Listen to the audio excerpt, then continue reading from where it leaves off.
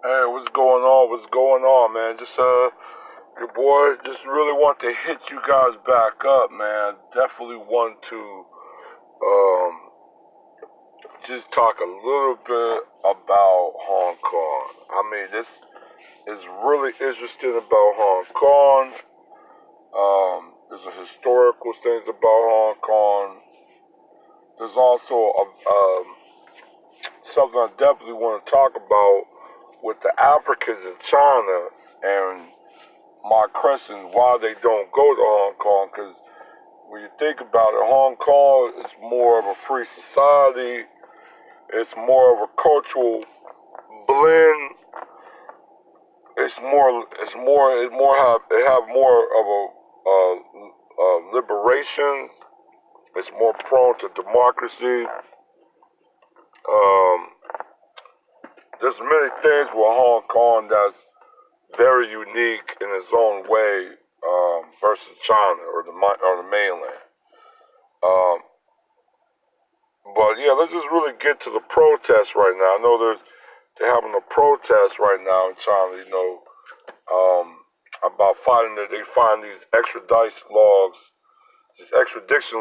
from China that can now extradite people out of Hong Kong to the mainland, and they're fighting that hard. Millions upon millions are coming out fighting it. Um, but I don't think some people, maybe, I don't know a lot, or maybe some people do know of the reason why the protest really jumped off. Why is the the extradition laws are being introduced at that moment of time? And going back and looking at some articles and a few videos, I realized, okay, but definitely saw some of the articles. It actually came from a murder. The murder was out of Hong Kong. It was actually in Taiwan. It was two couples. They went on vacation to Taiwan. The guy killed his girlfriend for some parallel reason. Left, went back to Hong Kong. Found out when authority in Taiwan discovered the body, they traced it back to him. He got arrested in Hong Kong. He confessed to the crime, but there's no extradition laws to send him back to Taiwan. And Taiwan and it's crazy because Taiwan is not really, it's a disputed territory. It's supposed to be controlled by China, but in essence, it's like a co-independent. So Taiwan and Hong Kong is almost have special status in a way, but they're both is not connected to the mainland. But they have they don't have no extradition agreement. So when China stepped in to become the conductor of the extradition, they were in a clause that they can take people from Hong Kong and I think some people out of Taiwan if they need to, with no ends or buts.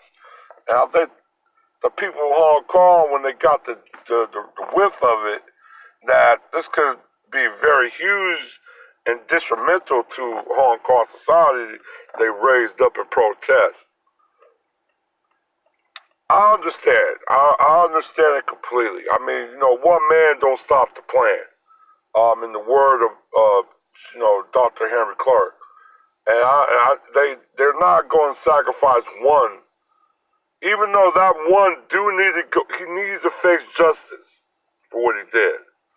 They're not going to risk jeopardizing millions upon millions in Hong Kong for that one man.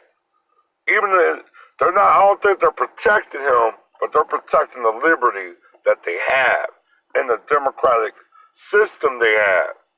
Even though I know British gave them back in 90, I think it was like what, 94 or something like that, like 95 or something like.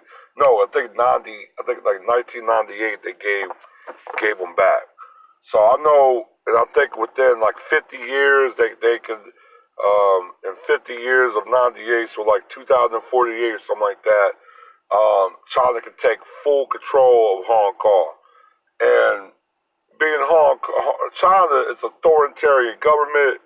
Um, it's it's run by a communist uh, government, but it also have an authoritarian that also can spread out of that sparks out of I wouldn't say fascism, but fascism is it goes in hand um, with a communist authority, because it's also authoritarian rule.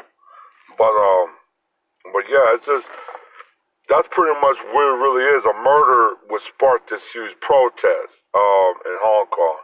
I mean, I tip my hat, they're really fighting hard now. Now my crest is there's Africans there, and they live in this guncho or gunhow or gunzo out there in mainland China. Now the racism in China is absurd.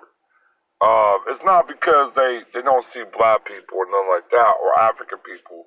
They dealt with the African Arabic slave trade, so they brought African slaves to uh, some certain point of territories in China. Um, they're like I said, ancient Chinese were um, black. They were melanated. They were black people. So I mean, it's not like this shouldn't be a brand new thing in China, but the racism in China, especially the prejudice towards black people, is very very crude.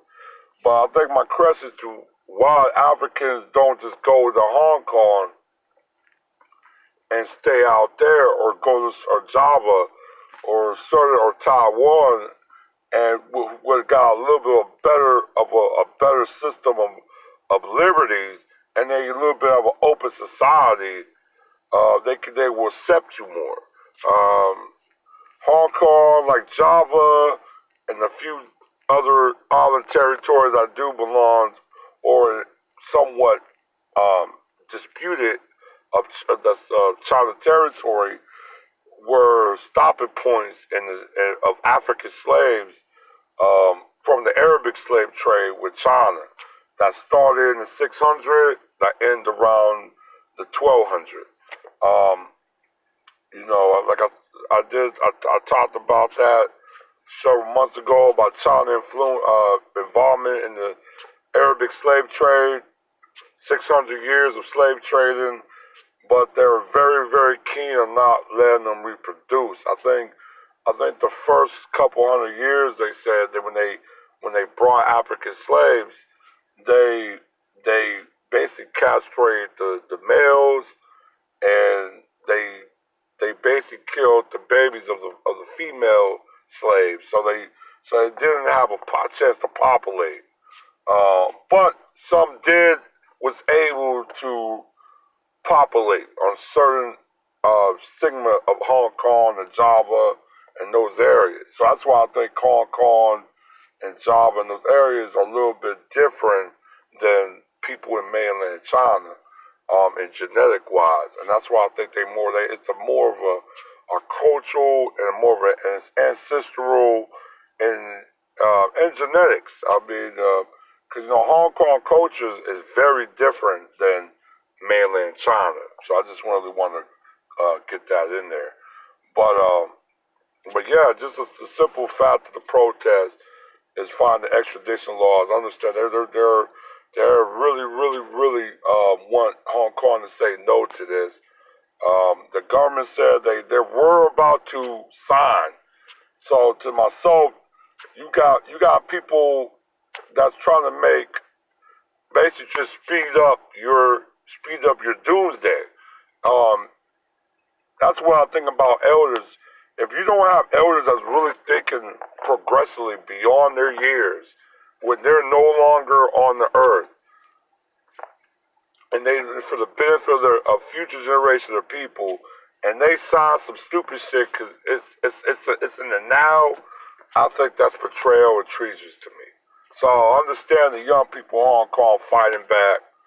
I definitely understand that. I definitely don't understand why Africans don't move to Hong Kong, because it's a better situation economically, more of a freedom and democracy, and a little bit more of an open society. Because when you're going to certain places in China, there's places they ban Africa outright.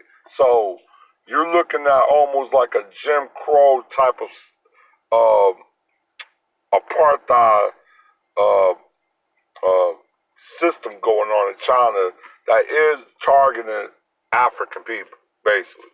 So just my encounter on that. But yeah, man, like I said, man, I'll drop another video probably maybe next week or so. But yeah, you guys stay up, all right?